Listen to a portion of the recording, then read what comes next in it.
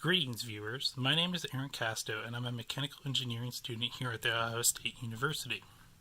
This video will cover a short overview of my prototype, which is an automatic and manual wire bending machine.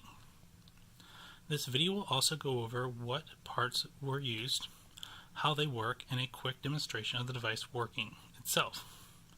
So, first off, let's take a quick tour of the device. Lifting up the device, we are greeted with an Arduino, which powers most of the device. Most of the pins, as you can tell, have been used up. When the device is first powered on, this piezo speaker lets the user know that the device is ready, and this potentiometer controls the contrast of that LCD. There's also some resistors and an assortment of wires, some of which go to the keypad. Rotating back up the device, when the device is first powered on, the user will also be greeted with this LCD display that shows this tax. Now this tax corresponds to this keypad, where 1 through 5 produces different parts. These parts are listed here, where 1 is a square, 2 is a triangle, 3 is a triangle paperclip, 4 is a quill, and 5 is something I like to call a zigzag. Now, looking back at the device overall, we'll start back here with the spool. Now, the spool usually is pulled through wire here, but since we're going to try to produce a coil, we're going to try to offload a little bit of the load this time. So we're just going to have an automatically cut piece here.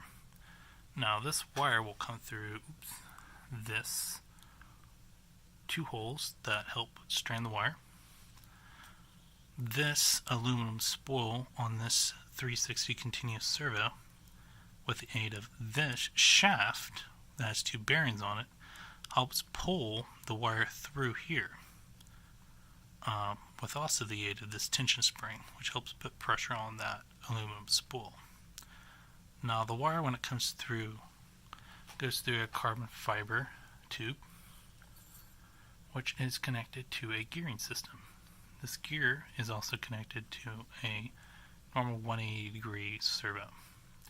Now the reason for this is so the head unit can rotate 90 degrees and 180 degrees. This adds an extra degree of freedom to the process of making different objects.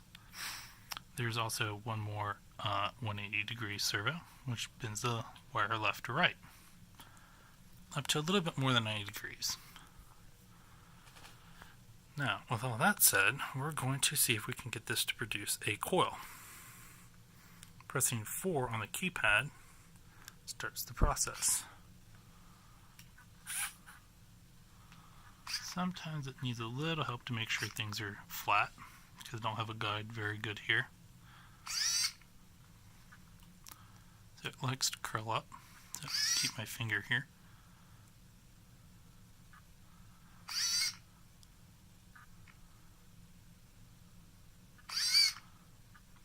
Kind of does it in steps. Need a bigger guide.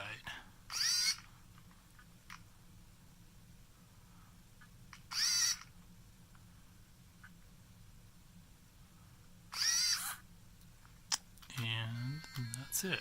The user is greeted with a text saying coil is done, and the piezo plays another tune to help the user know that it's completed. Now we're going to feed a little bit of wire through,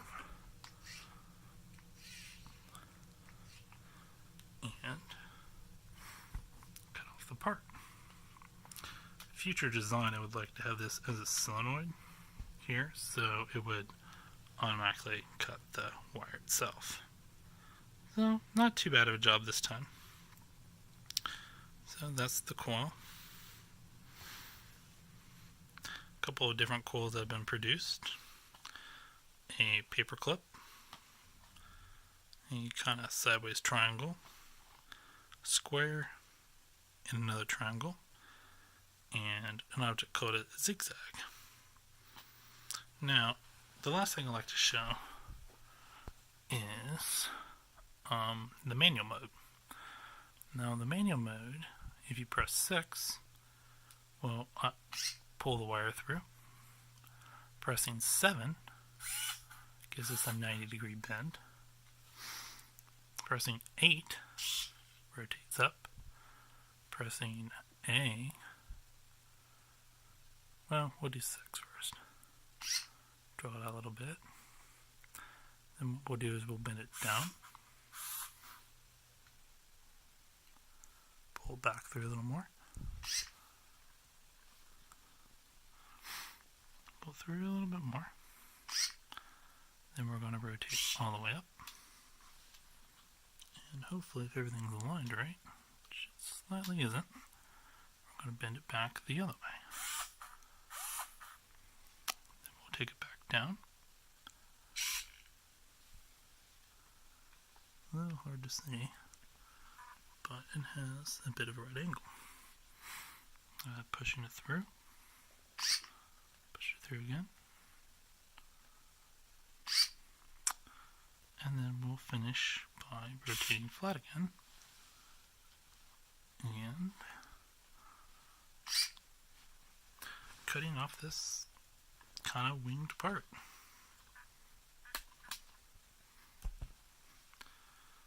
And so, yeah. That's most of the functions of the actual device. The main purpose of this prototype was to try to prototype out something that would be lower cost of something like some of the other devices that you find online. So, yeah. That pretty much does it. Thank you for watching the video.